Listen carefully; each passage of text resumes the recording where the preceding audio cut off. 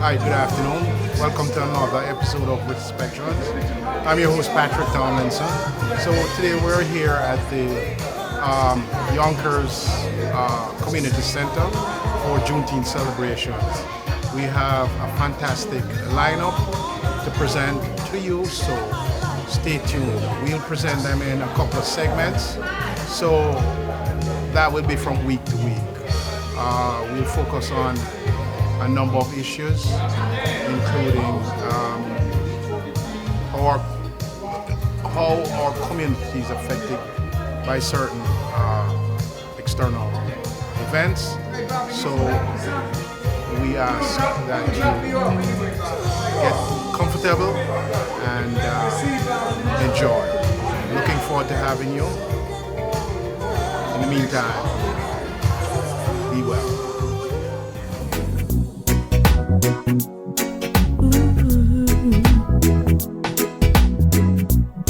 Days has come and days has gone. Oh yeah, days are coming and many more yet to be born. And I ask you, what are we gonna do?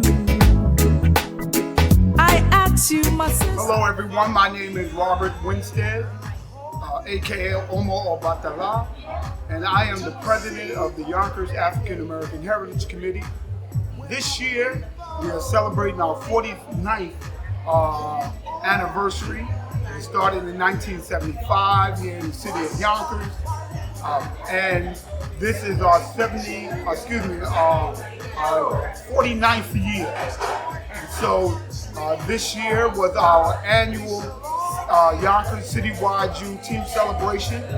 We had a week long of activities, and we just culminated with the African Heritage Juneteenth Educational Conference, where we had three fantastic speakers, Dr.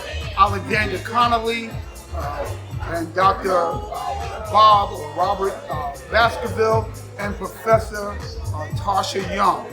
We had a slew load of artists, the African Healing Circle, and many others. We had a fantastic time here at, formerly known as the Nyack Community Center at 342 Warburton Avenue. So this year we had 4 days of activities, starting off with our recognition of our king, our queen, and her court. And those were our scholarship recipients. One of them name was Portia, the other one's name is Karen. And we are so delighted to support our young people in their pursuit for higher education. We gave out a $1,000 scholarship for them, and then we moved right into our parade and festival, big day.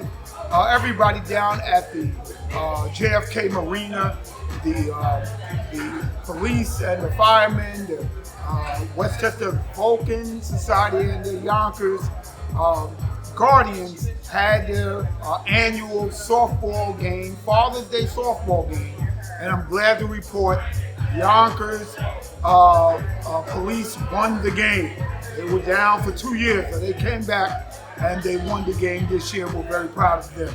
So we had a fantastic time, and then yesterday we moved into our Pan-African flag raising ceremony at City Hall, which went very well. And then today, our last day, Juneteenth, June 19th, which is our annual Juneteenth Educational Conference. So again, we are looking to continue preparing for next year. Next year will be our 50th anniversary as an organization. We started in 1975, and now that we're in 2025, we will be 50 years old. We just want to do bigger and better things for the community, with the community. We need partners. We need volunteers. We would love to solicit your membership. But all that notwithstanding, we just want to continue building in our community, doing the type of programs that help us learn better, know better, do more, and more efficiency with our organizational structure, partnerships, and what have you. And we know this year is an election year, So we tell everybody, be conscious and go out and vote so that our voices can be heard, we can make the changes necessary, and we need people to support reparations. Come on out, begin to talk about reparations for African people who endured enslavement. Let's not get tripped up with any sideline things. Let's talk about it, open it up, and let's do what is right. Our Caribbean family, our African family, you're also a part of that conversation. We don't want to exclude nobody. Why? Because we are part. The red, black, and green tells us we're a part of the African world community.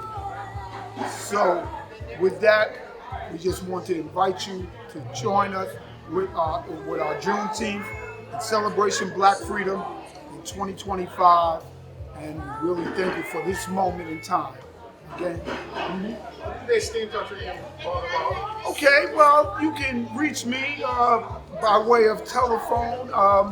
My number is 929-307-9777. So that's the telephone number. Or you can email me. That's rdwinstead8@gmail.com. That's R as in Robert, D as in Dwight, and Winstead, WINSTEAD, the number 8@gmail.com. So you can reach me in those one or two ways, and we look forward in connecting with you. Thank you. So we asked Dr. Robert Baskerville to come forward. Let's give him a round of applause. We asked Professor Tasha Young to come forward. And we asked Dr. Alexandria Connelly to come forward. Please take your seat at the dais. Let's give them a round of applause.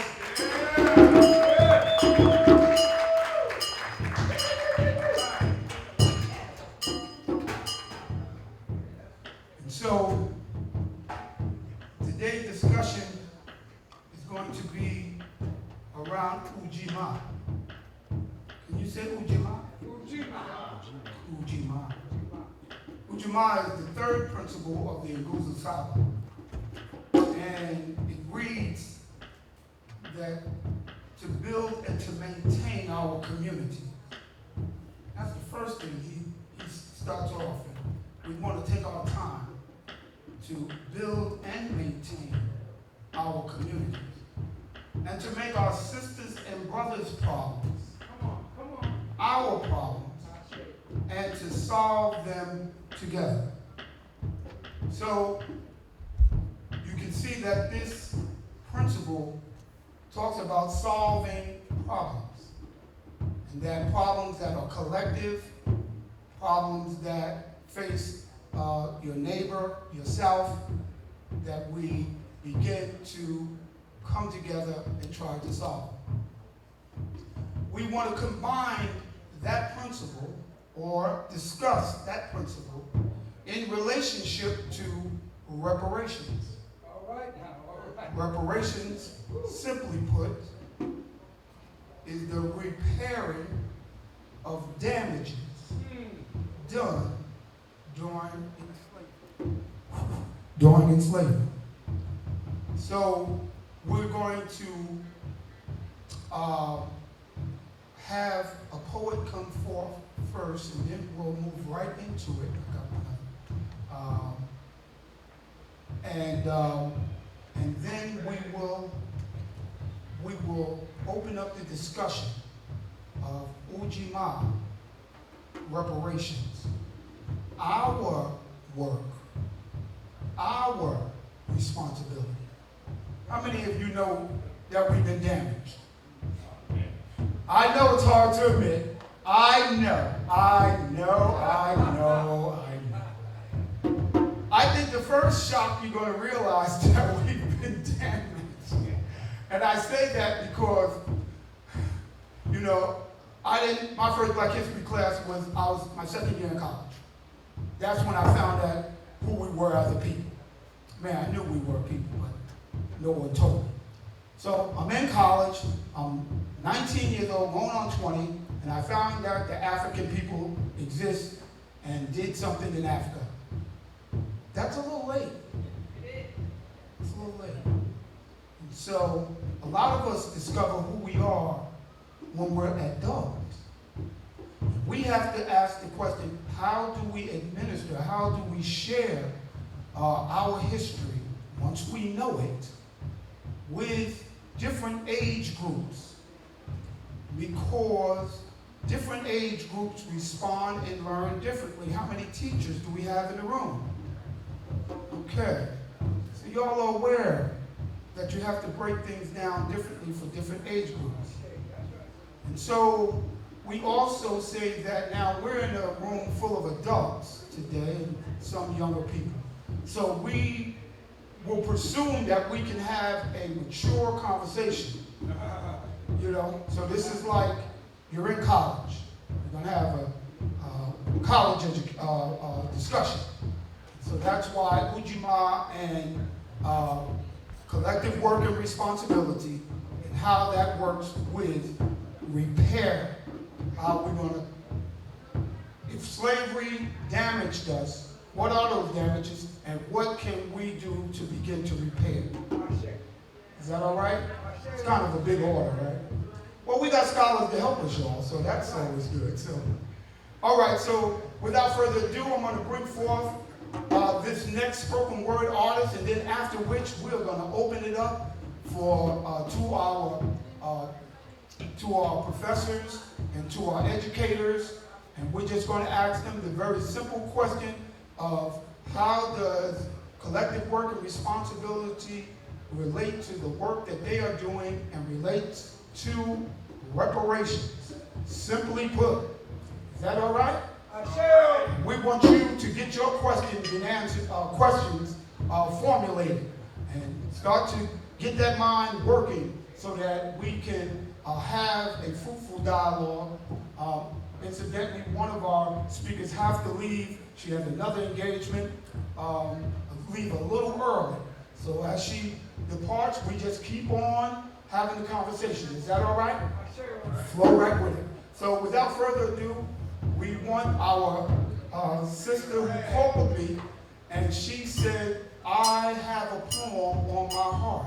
All right. And so she shared it at our Juneteenth summer stage, and I was impressed.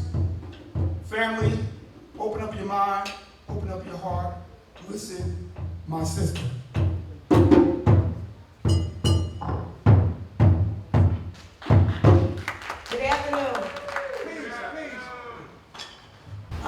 I just want to say, I didn't know what to name my poem, and then I read it again and again, and I said, okay, I think it's like Together is Better, Family, the Gift.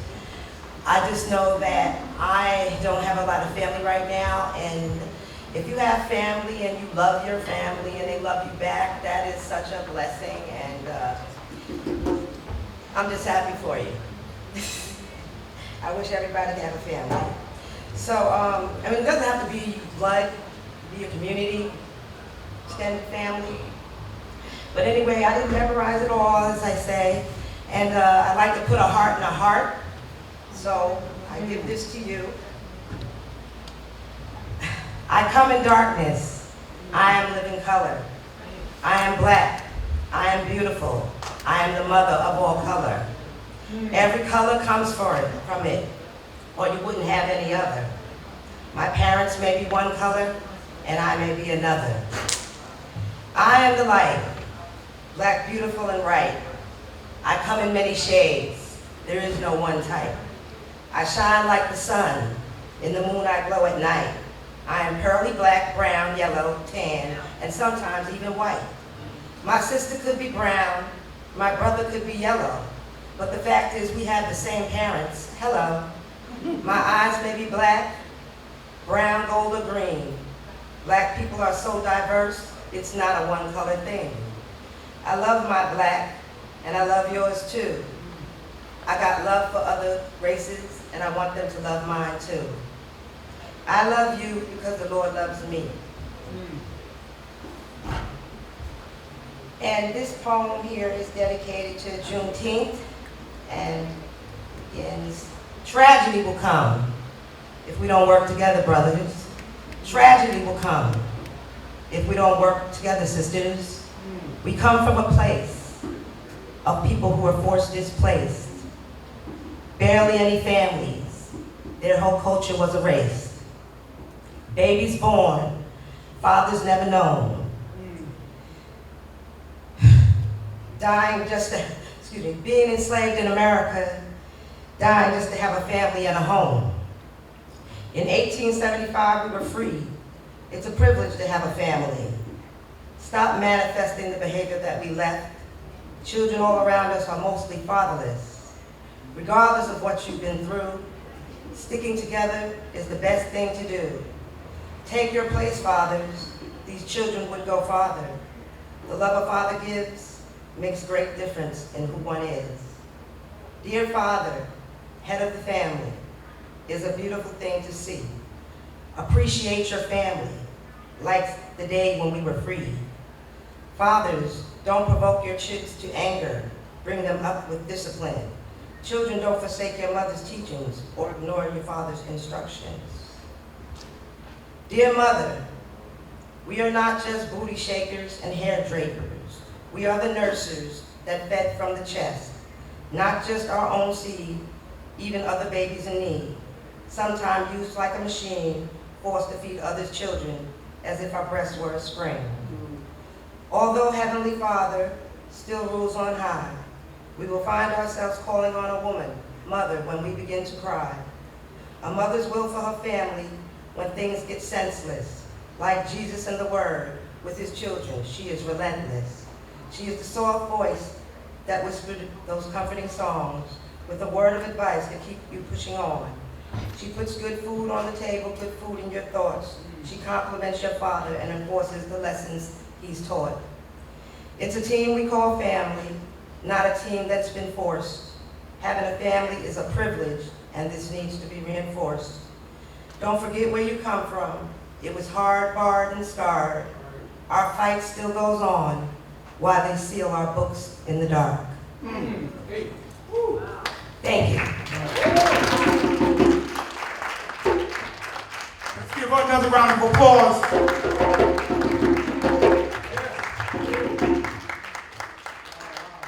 While they steal our books in the dark. Yeah, I mean, she left us with that. Yeah, she left. So that is another reason why we have to That's right.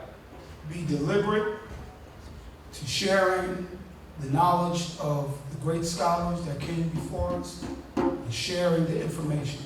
If you all just allow me, I have one more presenter and then we'll get right to the scholars.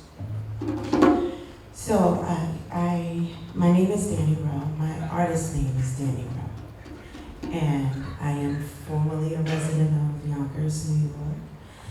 But I hail from Mount Vernon, New York. And I'm so glad that we as a people have learned that this day is so important to us, that we come together anywhere. And so anytime I'm asked to be anywhere on this day, I try my best to do everything I can to make it. And I'm so sorry that I have to run really quickly, so I'm gonna sing just a little bit of my song. It's on all platforms. It's called Freedom. And you can find it under Danny Rowe. And it's also featuring Rashawn Ali and another brother who's all the way from Tennessee, who is also the producer of the song, and his name is Swalo. And so I've been blessed to be with these brothers on this track. You won't hear the track as well because obviously I don't really have speakers here, but I'm gonna do my best if you allow me.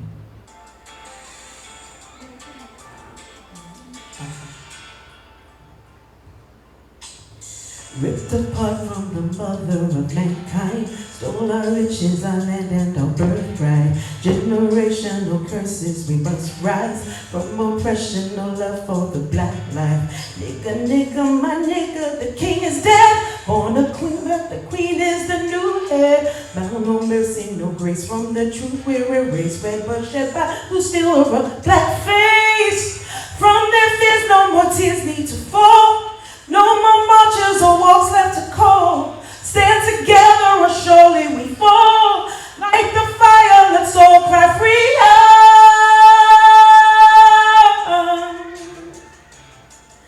Freedom.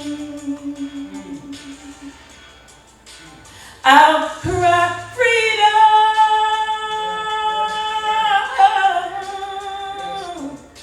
Freedom.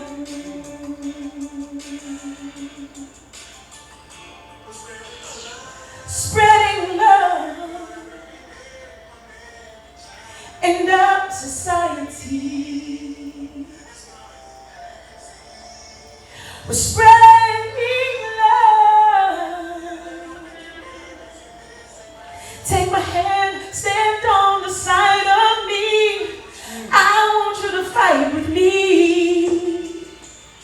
From their fears, no more tears need to fall. No more watches or monks left to call. Stand together or surely we fall. Like the fire, let's all cry freedom.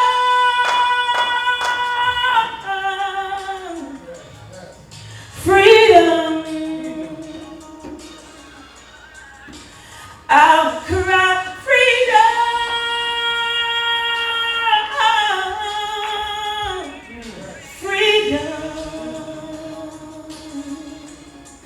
Let your freedom ring. Thank you. This is a song that I used to listen to when I was a little girl. Okay? You good? Okay. I heard somebody else had to go, so I don't want to hold nobody. Okay. This is a song I used to listen to when I was a little girl. I'll come down here with you guys. This is a song I used to listen to, and it was sung originally. I don't even know who the original singer is. I think it was Gloria Gaynor, but I could be wrong. But the rendition that I'm doing was actually done by Gladys Knight. And she tore me up. She tore me up. I was 10 years old. Didn't know what she was talking about till I was grown and older and went through some stuff. And now I understand. And I'm sure you will too. All right, so this is called Free at Last. No, what's it called again? I might be making up the words. You rubbed off on me, brother. Making stuff up. Okay. Free again.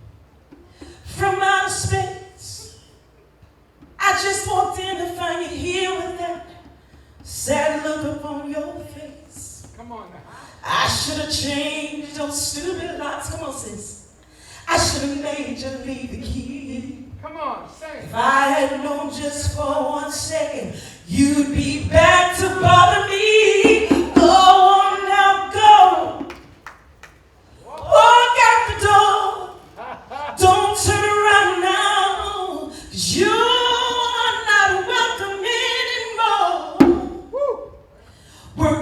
one who tried to hurt me with goodbye? Did you think I'd crumble?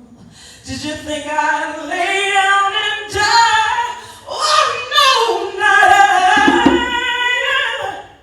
I will survive for as long as I know how to love. I know I'll stay alive. I've got all my life to live. Come on. And so much love to give. And I'll survive. I will survive. I will survive.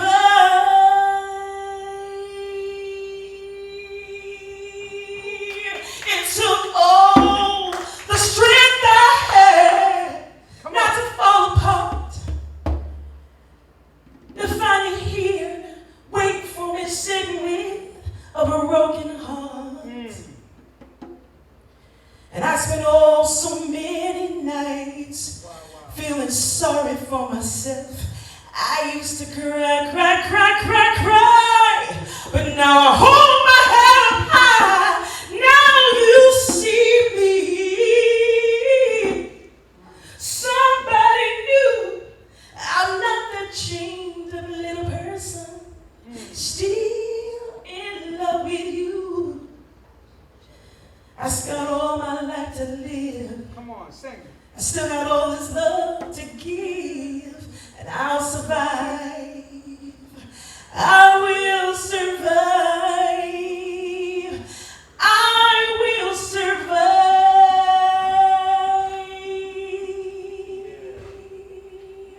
Back in circulation now. All right, come on, come on. Time for celebration now. Give me the drums, come on. Time to have a party, come on. A party, go now, go.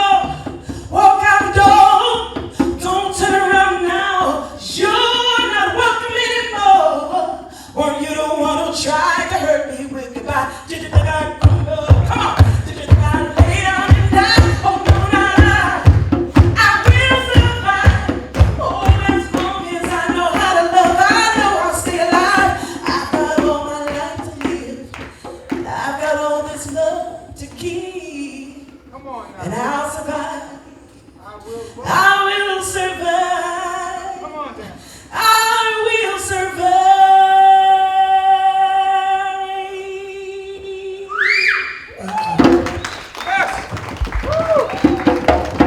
Oh, thank you, thank you, thank you. You know, we just want to let you know that when we do this conference, we try to mix it in so that we have various cultural artists in the family to come forth. So y'all, I know y'all received that. Give her another round of applause. So now we want to get into it. We want to hear from our educators. Yes. We want to hear how we're going to break down Ujima and how reparations work with that, and what is the work that they're doing to help us along as a community and as a people. So first up is our own local, I have to say local because it means something.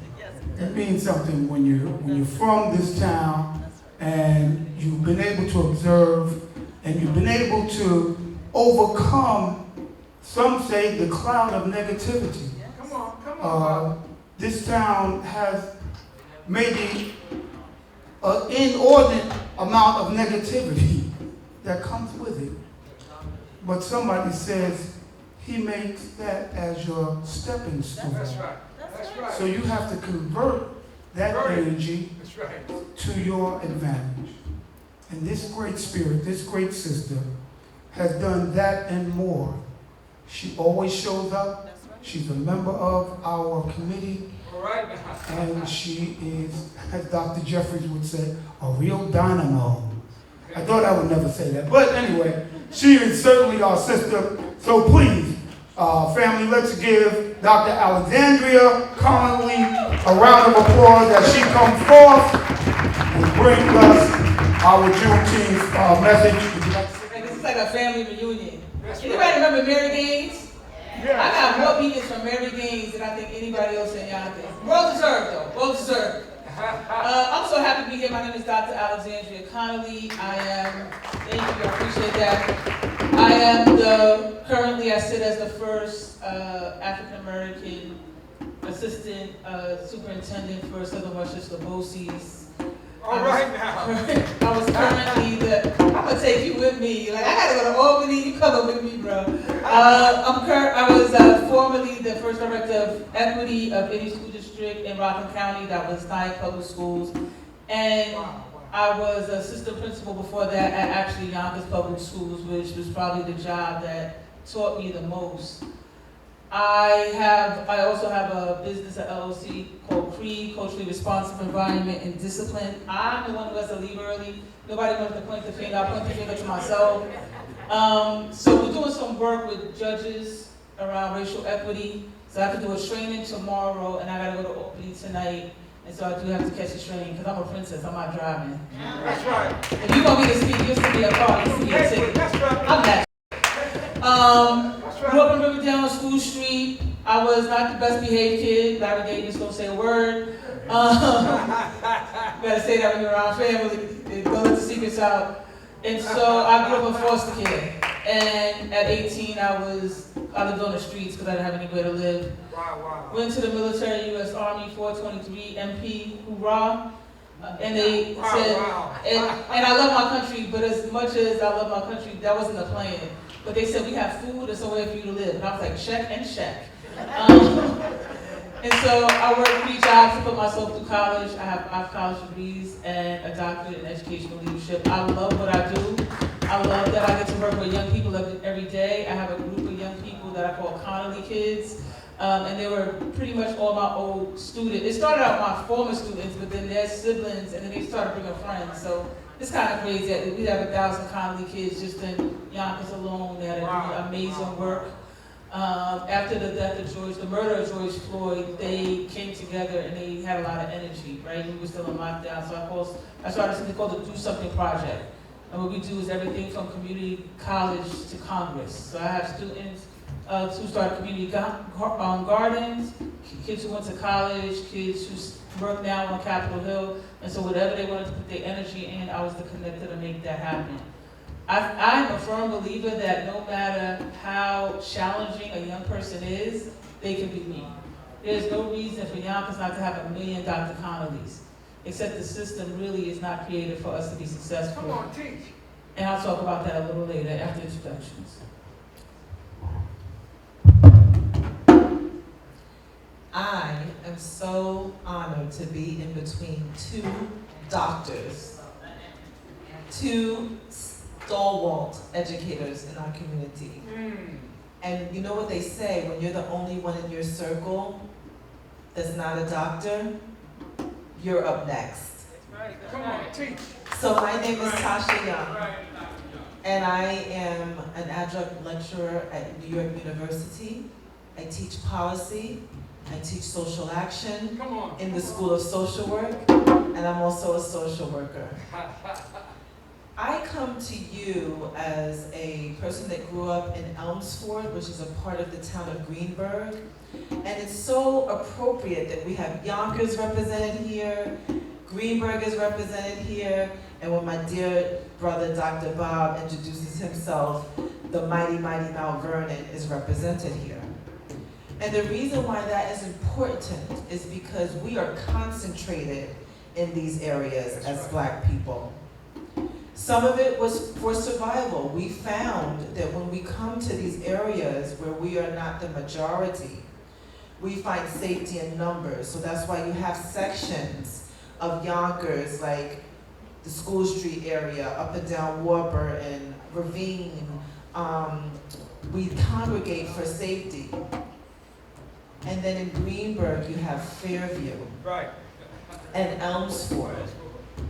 And in my area, we are the 2nd largest concentration of Black people in Westchester County behind Mount Vernon. And then you have Mount Vernon. It's also no surprise that these were former plantations. In Mount Vernon, it was the Pelham family. That's right.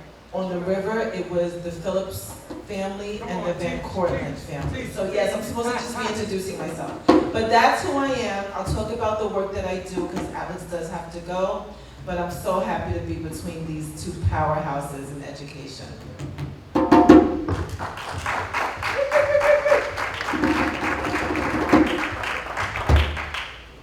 So good afternoon, everybody. It's a pleasure to be with you all on this Juneteenth celebration. My name is Dr. Robert Baskerville. Yes, sir. And there's many ways to introduce myself to you, but probably I think the most revealing aspect of my life is that I do count myself as a protege of Brother Abishai Ben Rubin. There is a line of continuity in the struggle that must be recovered from one generation to the next. And my presence here is a testament to Brother Abishai's long-standing work to help to provide instruction and direction to young people in subsequent generations. And so I'd be happy to, I am a professor of sociology. I received a doctorate from the CUNY Graduate Center a little more than about 10 years ago in the field of sociology. And in addition, I am proud to count myself as a, Tasha said it best, a stalwart activist who has been involved in the struggle ever since I came to consciousness in my early 20s. I'm going to leave it there and pass along the mic to Dr. Connelly, and I'll be happy to weigh in to the larger question. What is the connection between the organizational work that we're doing and the principle of Ujima and also reparations? And on that note, I'll turn it back over to Dr. Connelly. Thank you so much. So my connection to everything is going to be through the lens of education and social justice. I do want to take a minute to just give honor to Opal Lee, Lula Briggs, who, right, thank you so much, who without them today wouldn't exist as a national holiday. I had the opportunity to meet Opal Lee, and I said to her, like, what is the one thing you could tell the world? And she said, tell your story. We got here because she told her story. So I'm going to tell you a little bit about our story, right? As we know, 2021, Juneteenth became a national holiday. It was the, we know it was the freeing of the slaves, really near Galveston, Texas, 2.5 years after slavery was free, right? So that's just additional free labor on top of the 125 years y'all already had. But I won't talk about that. September 22 in 1862, Abraham Lincoln and the Emancipation Proclamation. Anybody? Hey, I'm seeing family. Anybody know what the Emancipation Proclamation freed? Anybody know? That's a preach. In the southern states, right? So why didn't the Emancipation? I'm sorry, I'm a special ed teacher, so there's going to be questions. Why didn't the Emancipation Proclamation free slaves in the northern states? Who had more slaves, the South or the North? The North. Where were the slaves in the North? Where were they located? Maryland. So what happened was the slaves in the South worked the plantations in the South. They had big plantations. And slaves in the North exported their slaves to the Caribbean. So you know how like Caribbean people, so my father's Cuban, so I can say that. He's Afro-Cuban. They come to America, they're like, we better than y'all? Y'all us. Right? We the ones they kept, y'all the ones they kicked out. Right? And so we all in the same boat. Let's just start rolling the same way. Right? And so, as we know, in 1863, the slaves in the South were free, but people near Galveston, Texas didn't get the information. Now, let me tell you something. How many people are from New York? Right? So I'm from Yonkers. And you know I'm from Yonkers because I say Yonkers, and I don't say Yonkers. See the difference? Right. If you meet somebody that I'm from Yonkers, they're not from Yonkers. We brought them in, and we appreciate y'all. Right? But I was born at Cross County Hospital. It doesn't even exist anymore. It's not a Hyatt. I upgrade everything. I grew up in South Yonkers. I live on North Broadway today. I could live anywhere in Westchester. Not only am I from Yonkers, but I also choose Yonkers. Right, so let's talk a little bit about New York. Anybody ever heard of John Jay? We have a great school, criminal justice. He was one of the great governors. Right, so let me tell you about my man John Jay. John Jay was part of the Manumission Society. And they were talking about freeing slaves. These were slave owners who talked about freeing slaves. Make it make sense. Come on, teach. Okay, make it make sense. So, in Juneteenth, we could all agree that slaves were freed and then found out 2.5 years later. Can we agree to that? So the Manumission Society, I won't take you to all of the paper and researches that I've done, but they said slavery would start here. And how many years do you think it would take for a black person to be freed under New York law and the Manumission Society? Wow. How many years? 20, close, 18. So we're celebrating 2.5 years of free labor, but in this state, right, it was 18 years. So we throw rocks at the South, but let me tell you something. Not too long ago, Al Sharpton was here, and he was talking about desegregation of schools, and how all of these people have worked to desegregate our schools, right? And I was just like, I appreciate that, but none of y'all got on a bus with us and went to the school where people were calling us the N-word. And today, in Yonkers, our schools are still desegregated. Come on, teach. There are 3 schools which are primarily white, and every other school is brown and black. You can't break into those white schools. I got the names, I've done the research, don't test me, I'm that chick. Look at here. All right? So the eventual abolition of slavery would take 18 years if you were a black person in the state of New York. And I say this to say this. Sometimes when you're from the North or from New York, you think like, oh, we don't have those problems. The largest number of Ku Klux Klan sects are in New York, 26. Proud Boys started in New York. Okay? So just sometimes we're liberal. In the last election, Democrats lost the House. We agree to that? Yes. How many seats were flipped in New York to Republican? Anybody know? 11.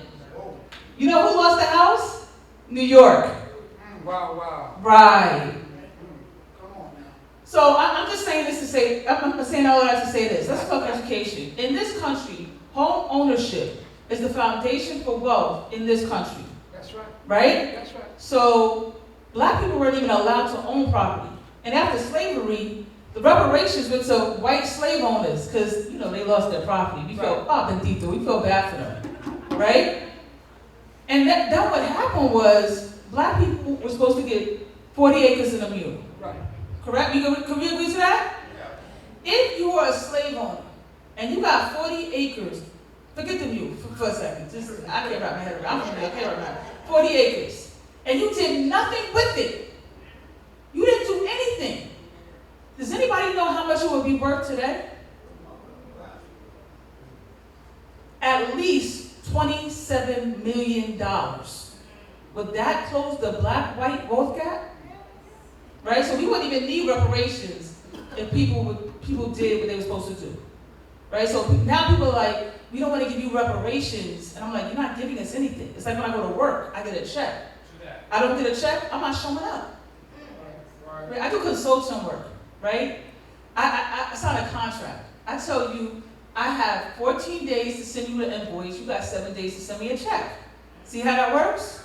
If you do not give me a check within 7 days, you will be hearing from my lawyer. That's the way it works. Who's my little brother, so I know it's going to be done. Right? So it's really important to understand that reparations is not about giving somebody something. That's right. Although in this country, we absolutely do believe in reparations. Native Americans, we gave what? Reservations. It might not be enough, but it was something. Right? Japanese people who were in internment camps, what did they receive under Ronald Reagan? So I'm not knocking Democrats or Republicans. What did they receive? Anybody know? For each person that was in an internment camp, they received $1 million. $1 million. See, we didn't know this. See, teach on, Queen Mother. $1 million. Woo!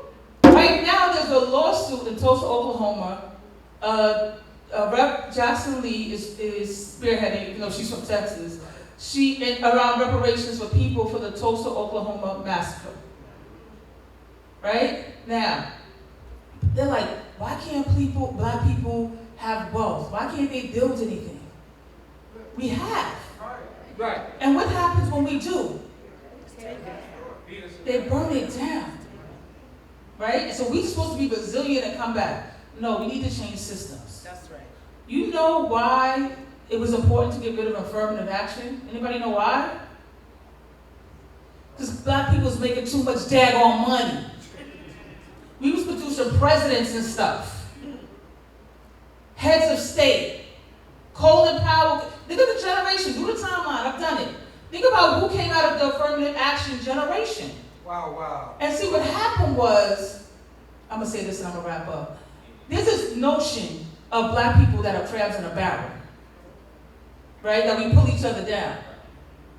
And that's true. Crabs in a barrel pull each other down. But crabs don't live in barrels. They live in an ocean. Vast. And when they're in the ocean and the predator of the stingray comes, they lock arms, they stick them to the sand, and they save each one of them. Wow, come on, teach on that. But when you're taken out of the ocean and put into this racialized systems, we tend to tear each other down. Except for the affirmative action generation said, we're not doing that. We're gonna buy everything, and we're gonna lift everyone around us up. You know why they mad at LeBron James? Anybody? They mad at LeBron James. You know why? He's buying schools for special ed kids, and they're putting their parents in housing. That's how you want to make America great again. Come on. Those kids special ed kids are graduating and going to college. Come on. You want to make America great again? Do that. In this country, 70% of the students that go to school are non-white. 86% of the teachers that teach our children are white. Come on. So when I was at AP, a teacher would come to me, and a sixth grader would be running down the hall. And they would say, you should suspend him. I'd be like, for what? They'd be like, because he was running down the hall. I was like, because he's in 6th grade. And that's what 12-year-old boys do. Come on, teach about that. Right? I'm not saying it's okay. I'm just saying that's what they do. So I turn to the kid and I say this to the kid. I'm like, listen, you want Dr. Connelly to cry? He'd be like, what are you talking about? I said, listen, if you run down the hall, you're going to break the sign, you're going to fall on your head, I got to call your mother's going to yell at me, I'm going to cry. Do you want that to happen? And he'd be like, no. I'd be like, don't touch the sign. So the kid is walking down the hall, like he can't help himself. He's walking with his hands to his side. He's like, Dr. Connelly, you didn't touch the sign. I was like, good job. But let me tell you how we internalized this, right? Because we're relational people. There's 3 or 4 kids, they're running down the hall. He sees a kid, he grabs him, he's like, don't do that. And the kid is like, why? He's like, I don't want Dr. Connelly to cry. The kid looks at him like, what? He's like, just trust me. It's a whole vibe. And the kid is like, okay. Reach one, teach one. This is how we build a nation. This will be the last thing I said. I know I said that before, but I got 2 foster parents that preach it. Your ancestors got you. Go ahead on. And so systems in this country, there's not a system in this country with the exception of slavery that was built to benefit black people. So when a student comes to me and says, my teacher's racist, I say, you worried about the teacher? The entire system's racist. You worried about this one teacher? Girl, bye. Right? Well, what should I do? You should come here and get all the education you need and grow up and then buy a school. Or run a school. Or be like me and run a district. Come on, mother. Because my staff does 2 things. If we're hiring somebody and I don't have a person of color, don't come to my office. If you want to suspend a kid of color, you better come hard. Right? They got to do something crazy. I had a kid throw a piece of food in the cafeteria and they were like, we should suspend this kid. I said, suspend him? Watch this. We're going to call this slavery, free labor. I called his mother. I said, you got 2 options. I said, I can suspend him for 3 days or he can clean the cafeteria for a month. She was like, oh, he'll clean. I was like, I know. I knew his mother. I knew what she was going to say. Oh, he ain't going to my house. Being up there with no girl. No problem. So I went to the kid. He was like, I'm not going to put this on speaker. He was like, oh, yes, ma'am. I got it. Understood. I'm the person that usually has to clean the cafeteria. You know, the AP walks around for a whole month. I was chilling, doing observations. I was happy. I wanted him to throw another apple. I was like, go ahead, do it, right? And so it's important to understand and that we connect with our young people and we let them know that this system was not created for us, and it is our job to educate us, and it's our job to build them up. I can guarantee you 90% of the time your teenagers and your young adults are gonna mess up. I can guarantee if I went to your mother today, they would tell me the same thing about you. That's right. That's right. But how can we learn about that?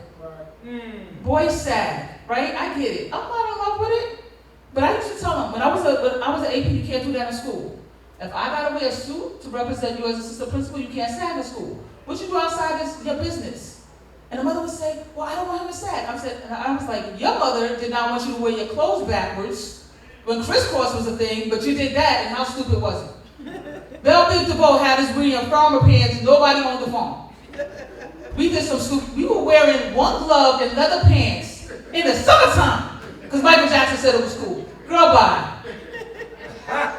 We've all made some bad decisions. Thank God for his grace. And thank God for community, people who raised us up.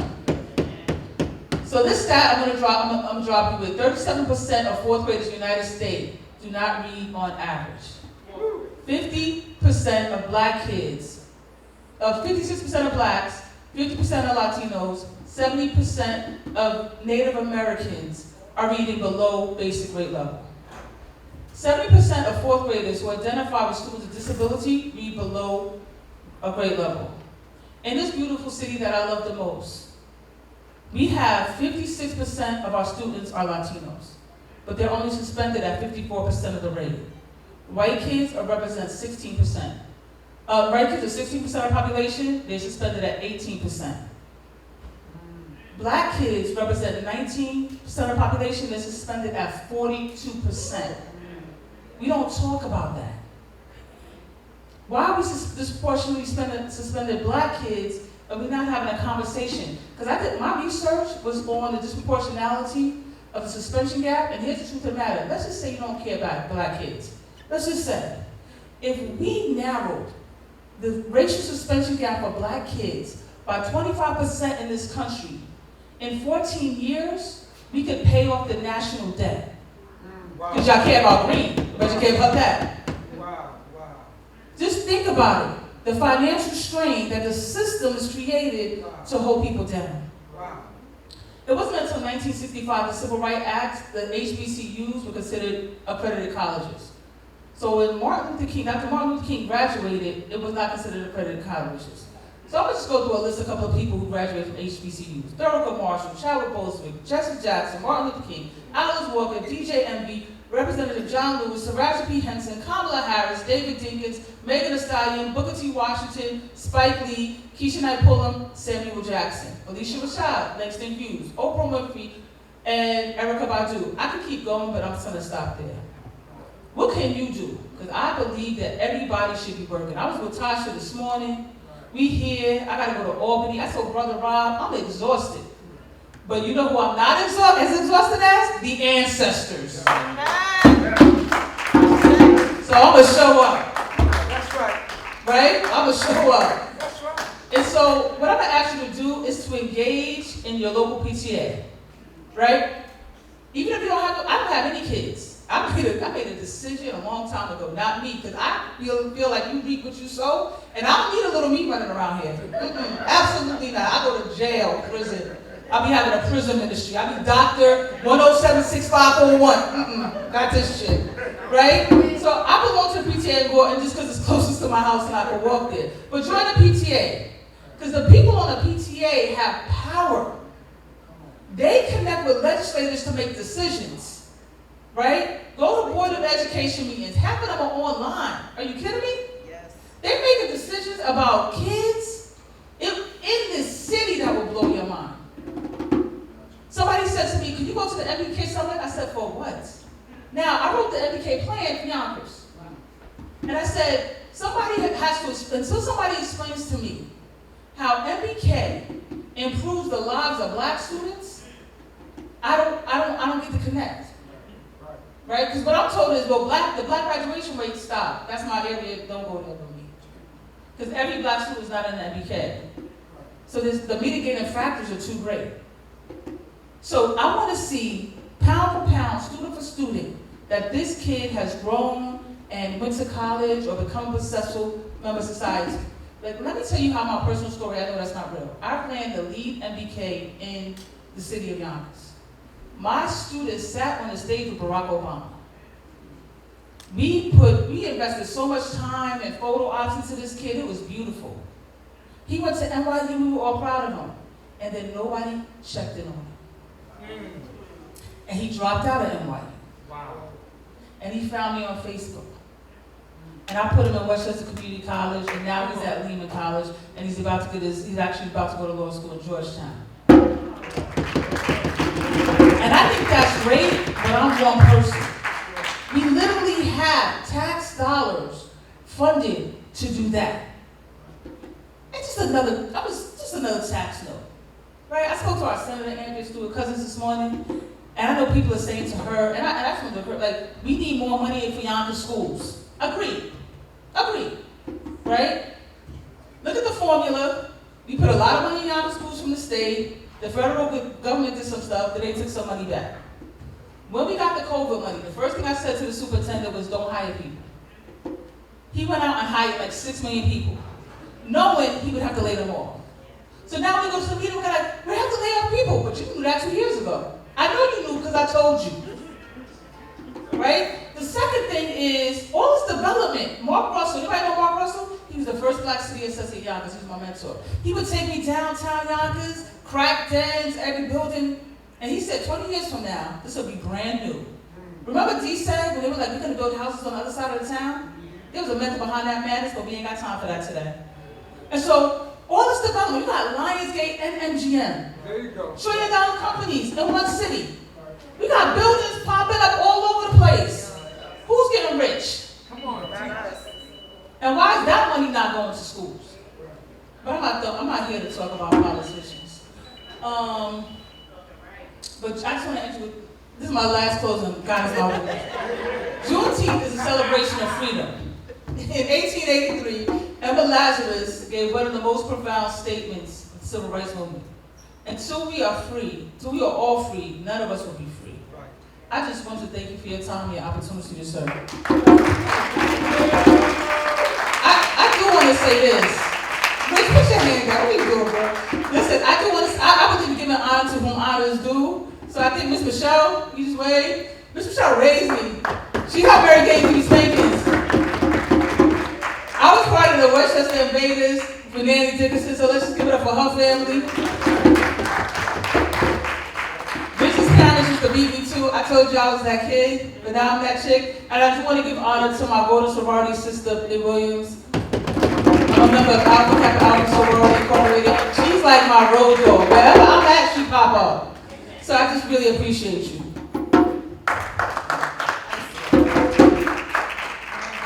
I just want everyone to reply to some statements I'm going to say. Repeat after me. I love you. I love you. I love you. I love you. I love you. I love you. If I survive, you survive. I survive. You survive. I need you to survive. I need you to survive. And I want to open with that because we are the change that we are seeking. Absolutely, yes. I've come from, I'll just give you a brief background. My father went to prison when I was 7 and my mother died. Same year. And I was raised by my aunt and my grandmother. And I've always been in community service. Started my family young. After my divorce, I went back to college and I finished in 2009. My daughter and myself were in chemistry together. We had the same book. She graduated from Yonkers Middle High School. In Yonkers. And after she graduated, I went back for my master's degree, and I just graduated in 2016. I call that in the middle of the season of killing, because it was toward the end of Barack Obama's tenure. and they started killing us with impunity. I remember being a student at Hunter College, one of the best schools of social work in the country, and we were theoretically saying what we would do when Eric Garner had just been killed. And I said, why can't we go into NYPD as social workers and talk about all these theories that we know will have a better outcome for public safety? But there are political structures that are in place, and they're all racist. Hunter College is the city university of New York. And they're scared to go and intervene when NYPD chokes people to death. I was very angry, but I graduated. My granddaughter was at my graduation. And I discovered policy. In the School of Social Work, we are required to have policy as part of our curriculum. And I always heard of Republicans, conservatives, liberals, neoliberals, but I didn't know what it meant. So upon graduation, I started out as a therapist, and I found myself in policy, because policies govern how our lives are governed. And because we live in a democratic experiment, they're trying to take democracy away from us. Currently, we're in an oligarchy, which means the corporations are saying how we're governed. Talk about that later. But in a democracy, we, the people, have the power. So when this sister said, what should we do? We, the people, have to decide what laws we want to govern us and what monies we want to go where. How do we do that? Through political action.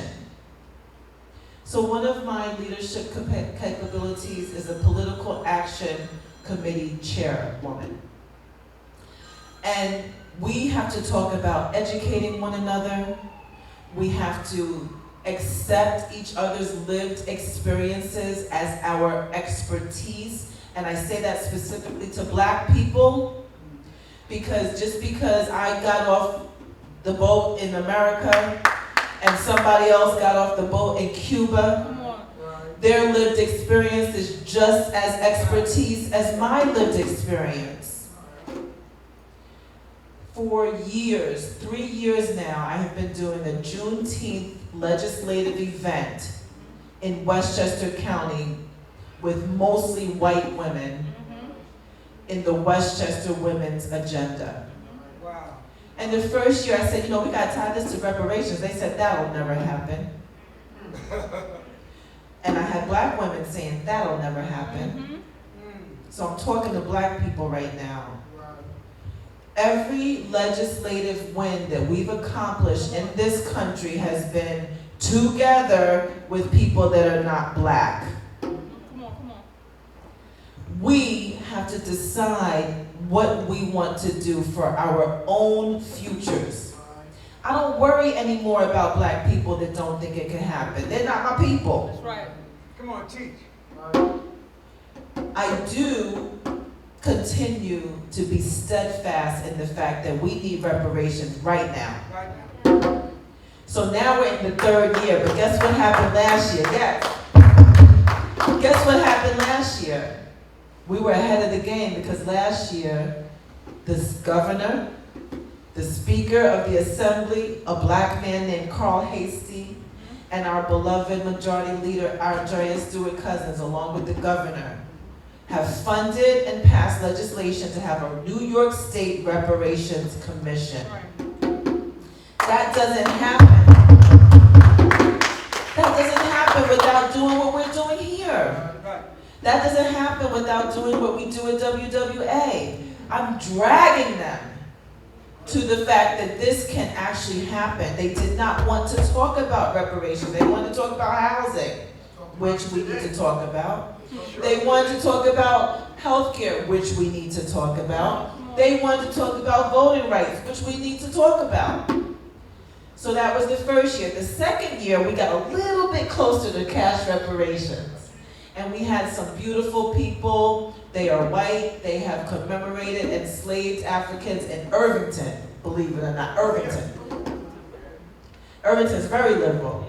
So they are steadfast making sure that we honor the lives of enslaved people in Irvington. They talked about it. Then we brought somebody up and she said, we don't need to fundraise, we need to fund release.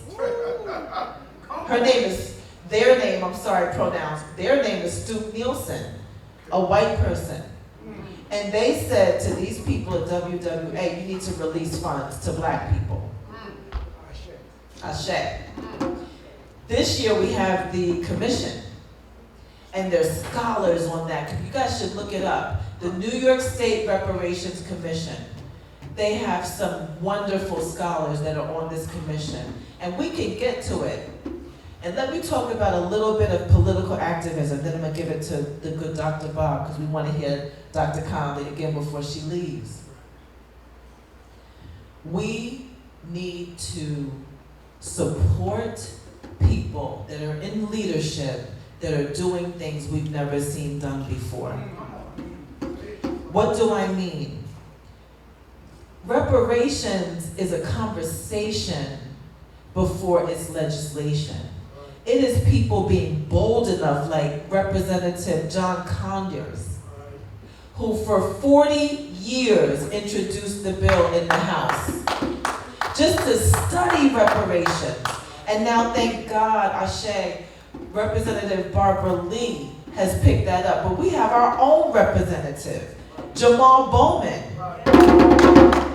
who has put forth a $14 trillion bill. That would give each New Yorker who was an African-American descendant of slavery $300 and something thousand. It is possible. You know why? They're printing money. We don't even have the gold standard anymore. So if we could just up and give hundreds of billions of dollars to foreign interests, why can't we have 14 trillion for black Americans in this country? It is possible. Now let me get back to black people. The reason why I said I love you is because that is our path forward. We are not all the same. We do not all have the same ways of doing things. We need to give each other grace, or a term that I've come to use from another brilliant woman who started a modality called race, diversity, intersectionality, reflective practice, emotional amnesty. I'm not always gonna get it right, and neither are you. But if we give each other emotional amnesty, we can move forward in cooperative economics and cooperative collective work and responsibility. So I just wanted to enter with love, because love is how we're going to get there. There's something else that I want to say, but it's slipping my mind right now. I'm going to pass the mic to the good Dr. Bob.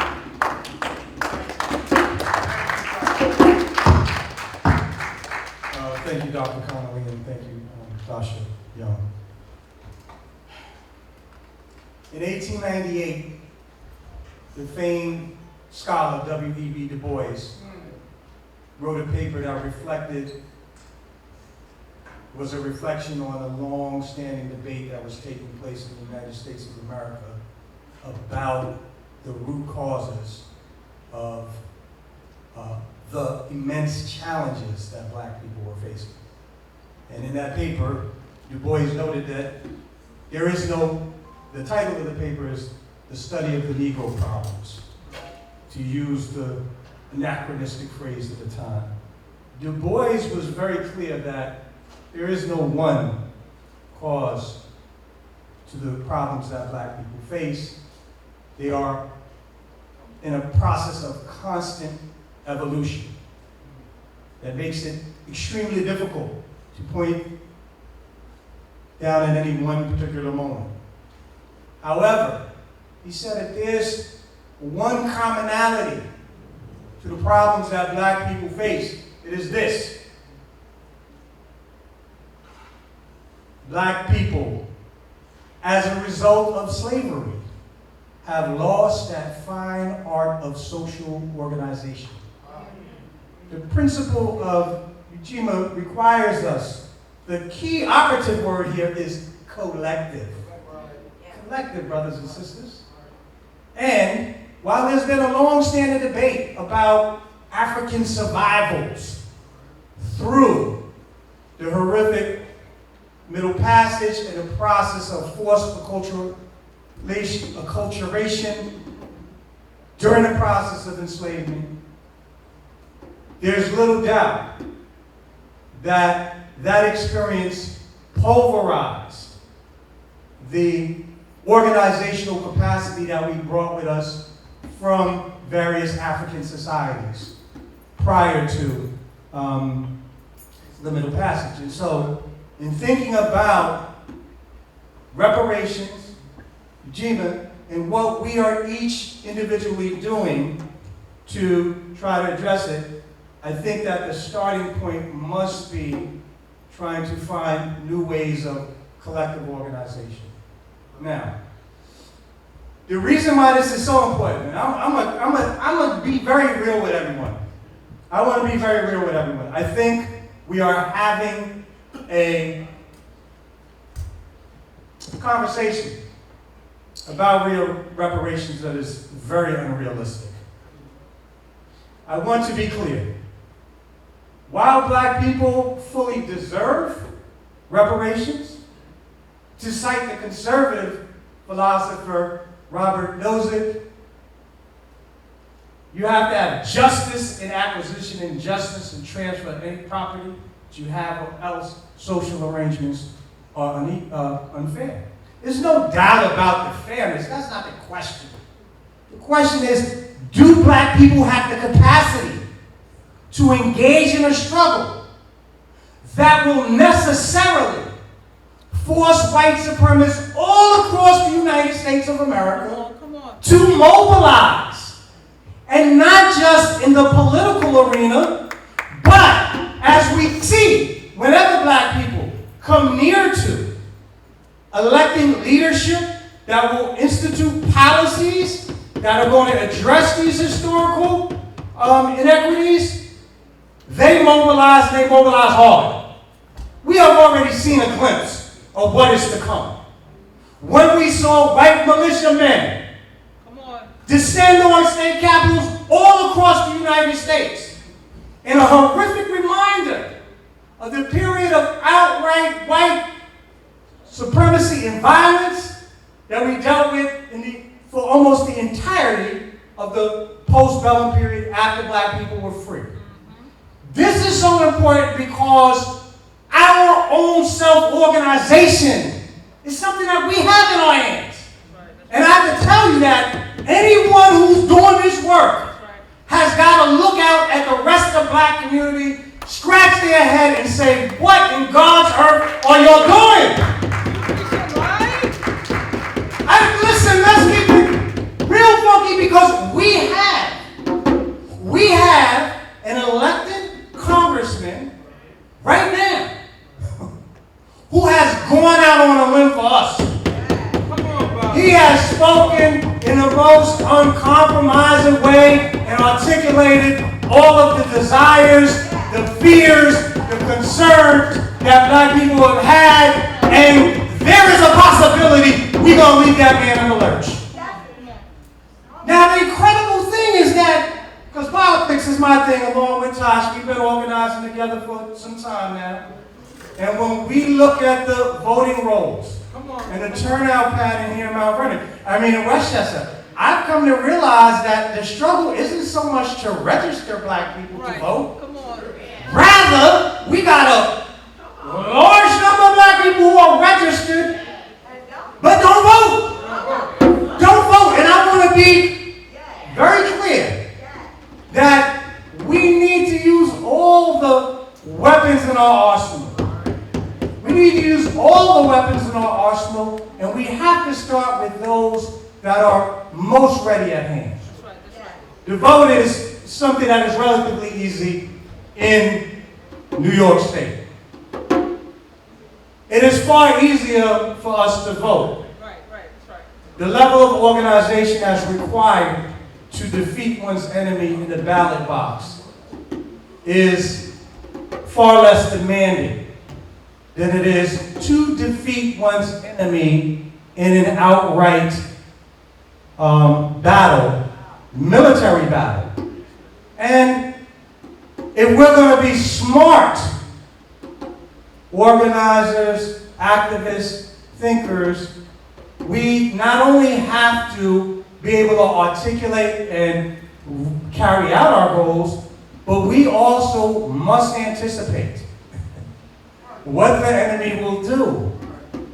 And the history of the United States leaves us with no doubt, both past and in the present that we're living through, what the enemy is prepared to do if we are to really carry out this struggle of reparations to its full realization, which will mean a massive transfer of wealth from the white community to the black community. Now listen, or I should say marginalized communities more broadly, depending on how one conceives it. But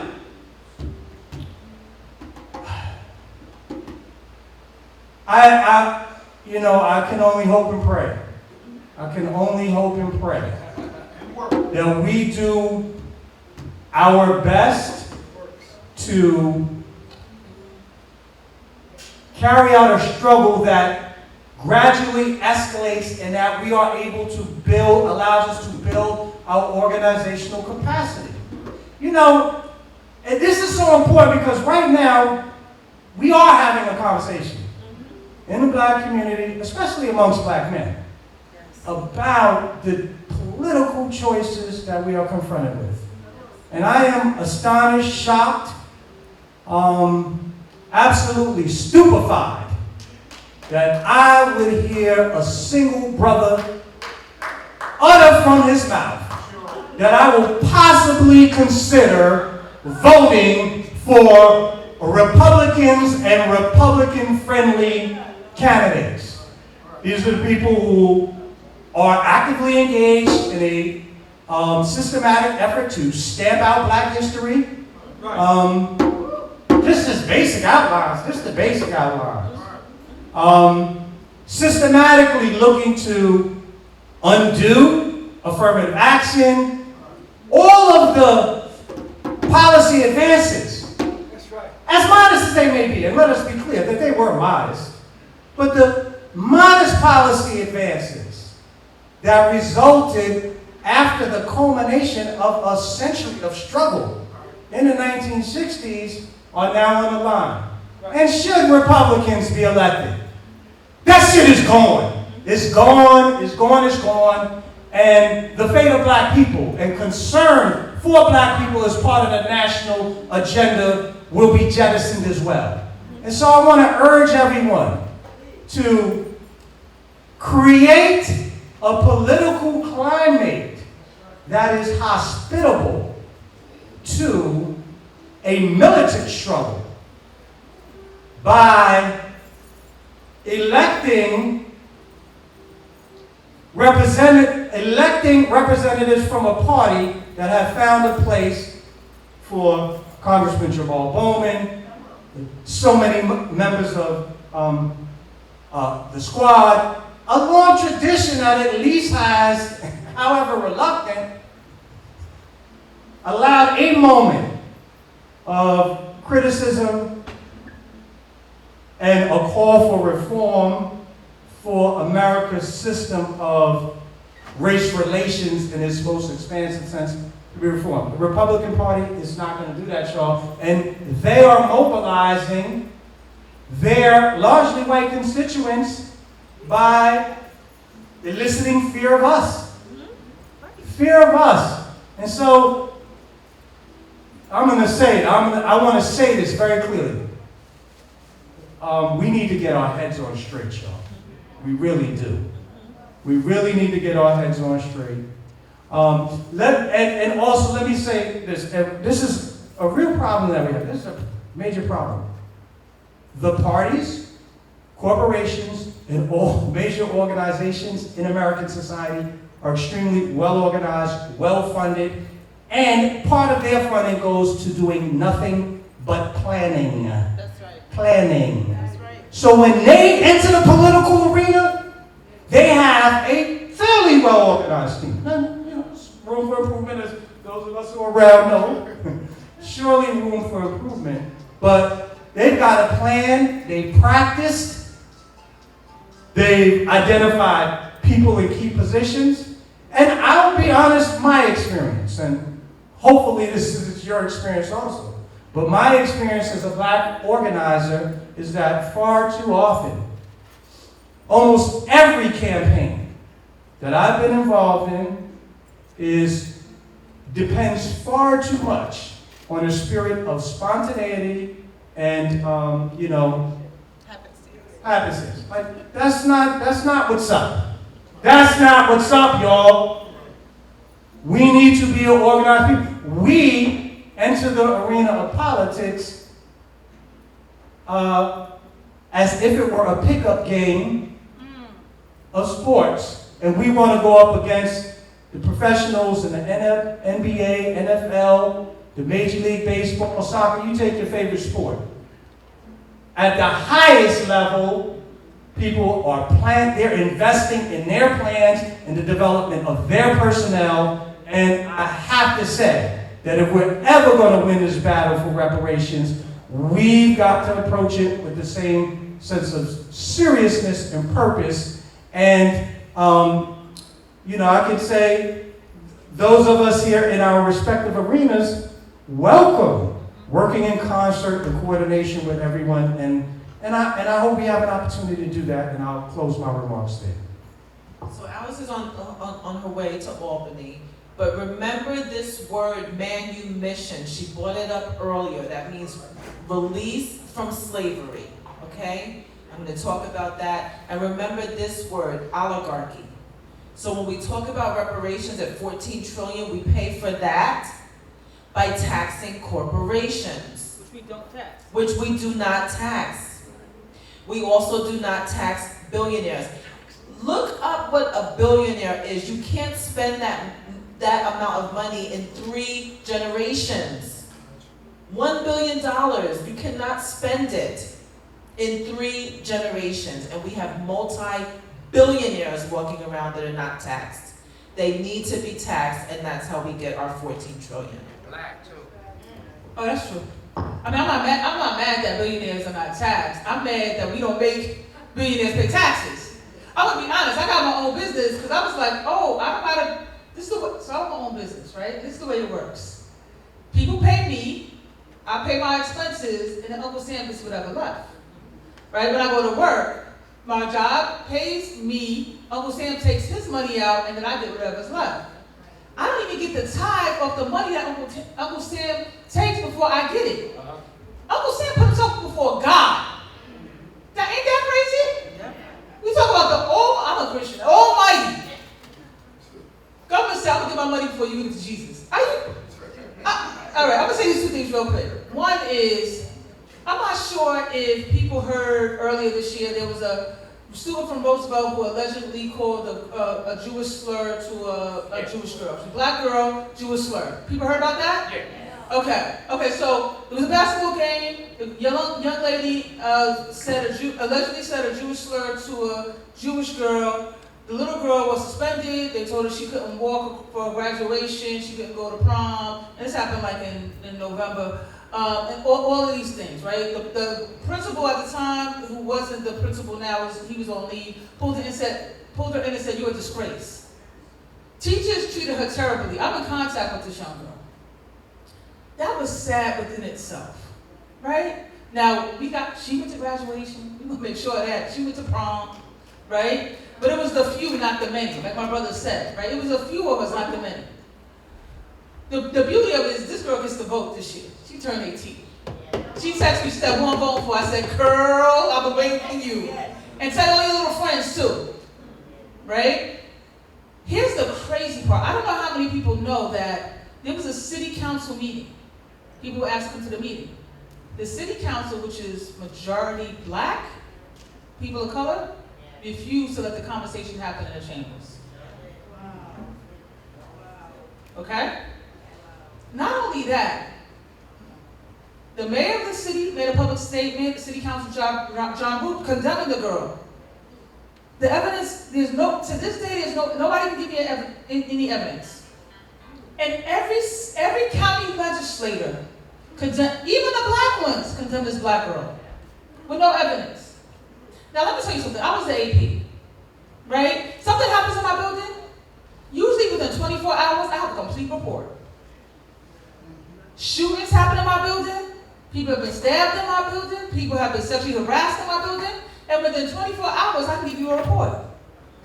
But it's like 8 months later, and nobody can tell me that there's any evidence of this little black girl saying anything. Let's fast forward, later on in the season.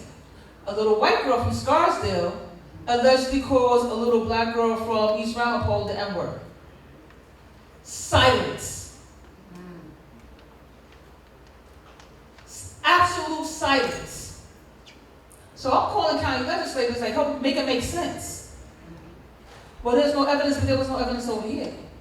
But there was a videotape. I need to see the tape, because the tape that I was shown has two people talking trash. I play basketball, so I'm a trash talker. I'm a trash talker now, and I can't even play anymore. I get tired after the first quarter. They be like, all right, I'm like, I got it. I think I'm Angel Reese, right? But I'm like Michael Jordan, fade away. Ain't nobody going to that, always down to that bucket, right? I'm gonna shoot the jump shot. No evidence, because we convict little black girls all the time with no evidence. It's a great movie called Push Out. It's on Prime. It talks about the adultification and the push out of black girls from our systems. But like my brother said, it was only a few of us fighting this fight. Wow. And I said to every county legislator, Republican or Democrat, every single one signed on to this. It blew my mind. I can't get y'all to agree. They can only agree on 4 things. This little black girl was guilty. We're going to extend our own term limits. We're going to give ourselves a raise. Come on. And while you were sleeping last night, we're going to make sure that we can run every 4 years instead of every 2 years. I want to work at a job where I give myself a raise. They agree on that. But I can't try to agree to make sure my parks are taken care of. Make sure my older people are taken care of, because that's what county does. Right? Make sure the pollution at the airport is not seeping into the rest of the part of the county. Y'all can't agree on that. But y'all agree, this little black girl is guilty, y'all get a raise, y'all extended, y'all went from 4 years to 8 years, and y'all run every 4 years. So now, I'm asking you, all of you, there's a coalition, which I will kindly share to you, to get rid of every county legislator. Because if you're not for me, you're against me. And not another little black girl should have to be crucified on social media, because the adults who bully her are not held accountable, but we want to hold some kid in school accountable for bullying another kid. Right. Make it make sense.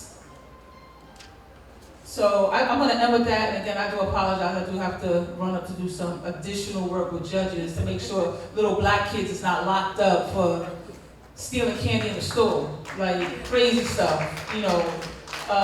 But thank you for your time. I appreciate this wonderful panel. It has been an honor. Did somebody get a picture of us? Everybody? All right. Make sure you see me before you leave, because I'm my social media person. I don't want them yelling at me. Family, let's give our panelists a round of applause. Let's give them a standing ovation, if you will, so we can stretch a little bit. Were they telling the truth? Was it information that we need? And they put a challenge. And it's information that we can use, information that we need. Please make sure that you know how to get in touch with them, but equally important, let us make sure that we connect rightly so we can follow up on some of these areas that are collective problems. By the way. These are collective problems.